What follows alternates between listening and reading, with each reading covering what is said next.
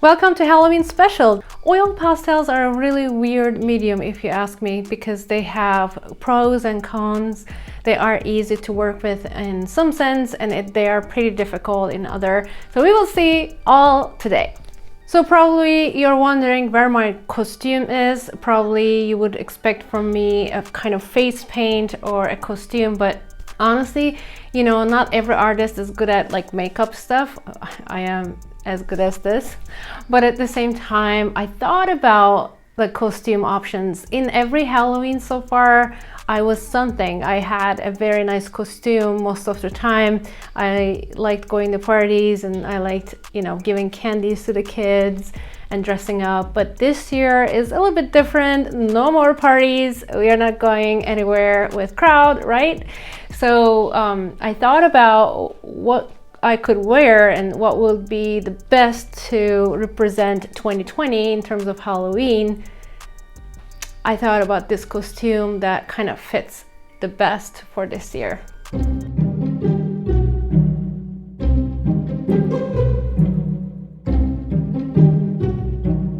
So yeah, that's the story. I didn't want to talk to you in my PJs, so I keep it professional. If you like my videos and you want to support me as an artist, please don't forget to subscribe to my channel.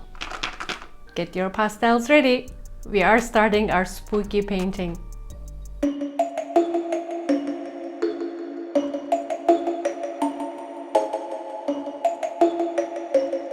Let's get to know our pastels better. If we test them on our pastel mat first, we will have a better idea about how to use them. The colors are so bright, I love it.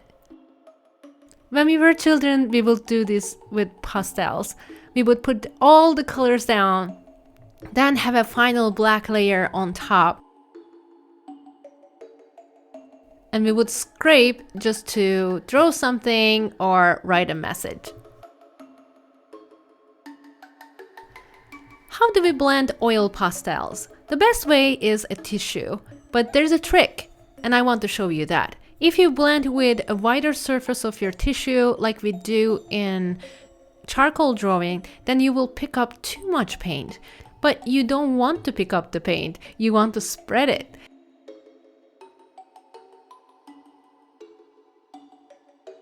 So fold your napkin like this as much as possible, and when you have this thick triangle shape, with the edge of it, apply pressure and blend your pastels. This is the most effective way. Now let's draw our spooky Halloween painting. We started with the sun. If you have a white paper, then you don't have to touch this part at all, which is perfect, but I didn't have white pastel mat, so I had to use my white paint. First, I tried to leave some spots empty, but then you will see that I filled them in because they look better that way. Something about white pastel though, it is hard to get that smooth surface which you get with the other colors. White doesn't blend well either. The second step is adding the light or warm yellow ring around our lovely sun. But because we don't want to leave any empty spots, we apply as many layers as possible. Then the next step is adding the orange yellow as the second ring. We are applying not much pressure, but enough pressure to get the oil pastels pigment stick on the paper. One thing about oil pastels is that they are really slippery and waxy, which actually makes it easier to correct your mistakes.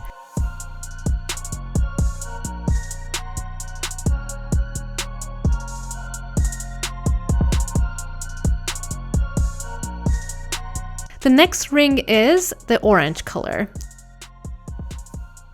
I really like these colors, by the way, they are so bright.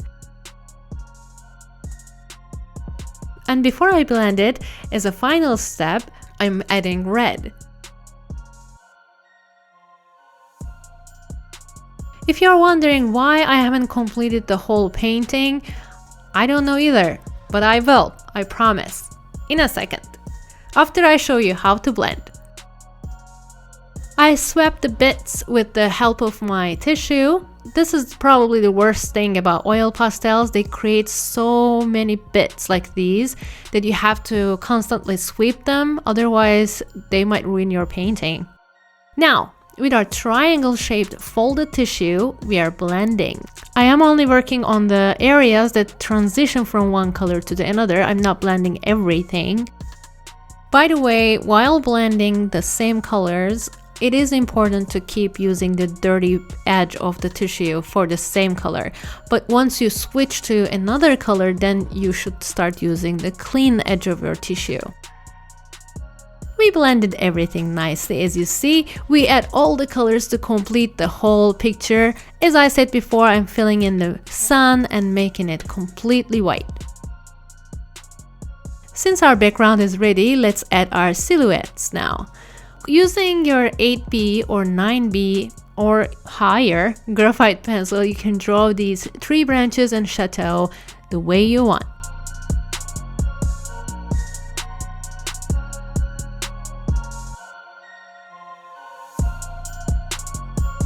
For the windows, for the light effect there, before I drew with my pencil, I added the yellow part first.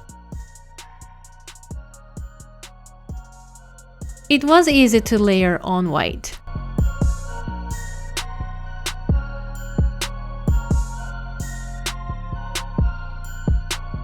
Then I go around it and draw my pencil. The pencil picks up the oil pastel as it goes. So it is super easy to draw on oil pastel with your graphite pencils.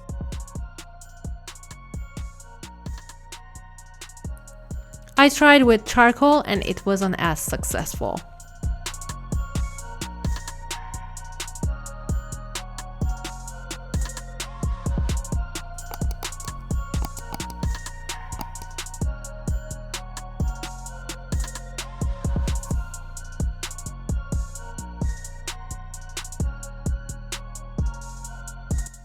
But one thing to pay attention to is the fact that your pencil scrapes up the pastel bits and they stick to your pencil tip.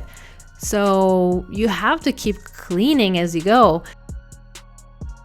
I constantly wiped it on a piece of tissue, as you can see here, when the bits build up on the tip of my pencil.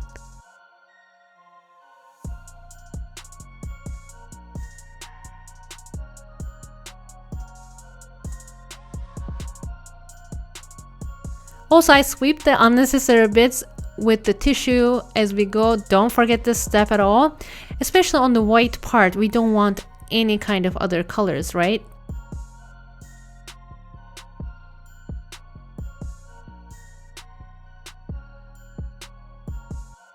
I'm putting a scarecrow here, and when I'm doing that, you will see now that I will smudge some graphite on top of pastel. So I was blending orange, and with my tissue, by accident, I smudged all the graphite on there. So how do we fix it? Trying to pick up with a tissue usually doesn't work. So you have two options, and you can use both. Either you can scrape it with a sharp object or your nail, whatever you prefer, and paint over it, just like the way I did.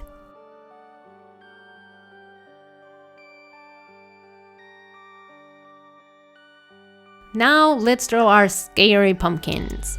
In order to make their eyes and mouth parts, I will color those spots with yellow first.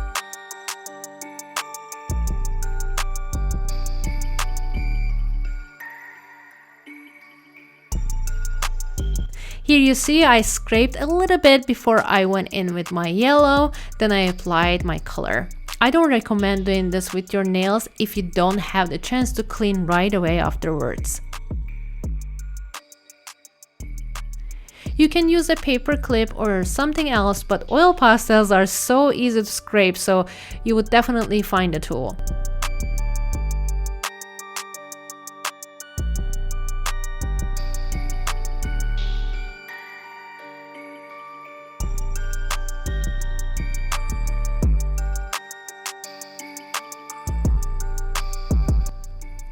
See, the eyes popped much more this way. If you realize the graphite pencils has a shine to it, it reflects the light too much from a certain angle. So I can hear you saying, why aren't you using black pastel? Well, you totally can, but I will show you why I choose not to. In large areas like these, like the tree, it is easy because you don't need a fine point in your pastel. But when it comes to really small details, then you are challenged. While drawing the tree branches, one of the things you should pay attention to is drawing them from thicker to thinner, because that is what the growth direction is. Otherwise, if the whole branch has the same thickness, or if it goes from thinner to thicker, then it won't look natural, it will look off. Let's draw our bats now. The bats have 2 ears and their wings have this fan shape that is more like curved inwards.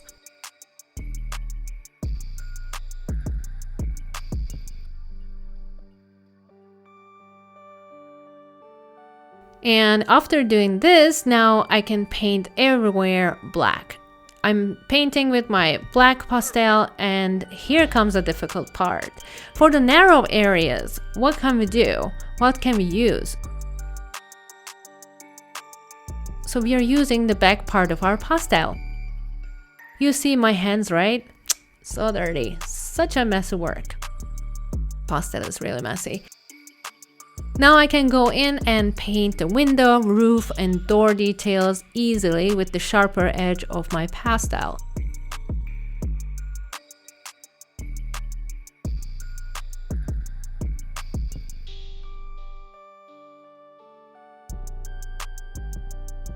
If you want to blend small areas, you can do it with a Q-tip easily. Because these spots are harder to get in with a tissue, you need a blending tool which is much smaller than that. So as you see, those black bits made our painting look really messy, and it really didn't give a perfect look.